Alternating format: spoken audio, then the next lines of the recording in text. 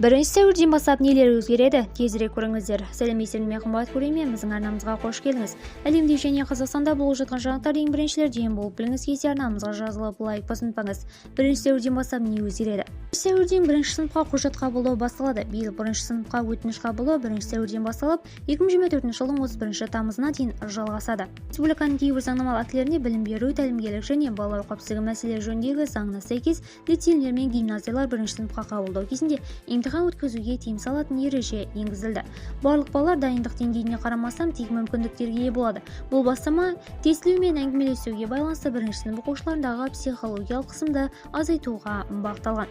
Балалар бірінші сыныпқа 6 жастан бастап қабылданады. Қандай құжат қажет? Ата-анасы немесе заңды өкілінің өтініші, нөмір 065 формасындағы денсаулық жағдай туралы анықтама, баланың денсаулық паспорты, баланың 2 дана 3-4 фотосуреті.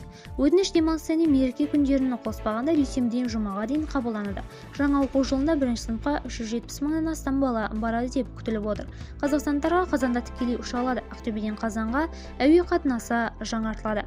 Қазақ Air компаниясы баспасөз қызметі мәлімдетінше 2024 жылы 1 сәуірден бастап Ақтөбе-Қазан бағытындағы рейс қайта жанданады.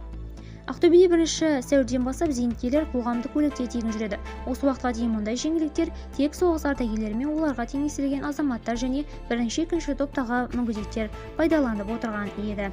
1 сәуірде оқушылар көктемгі 11 күндік каникулға дейін 1 сәуірде оқуға кіріседі. 4 тоқсанның ұзақтығы 8 оқу аптасын құрайды.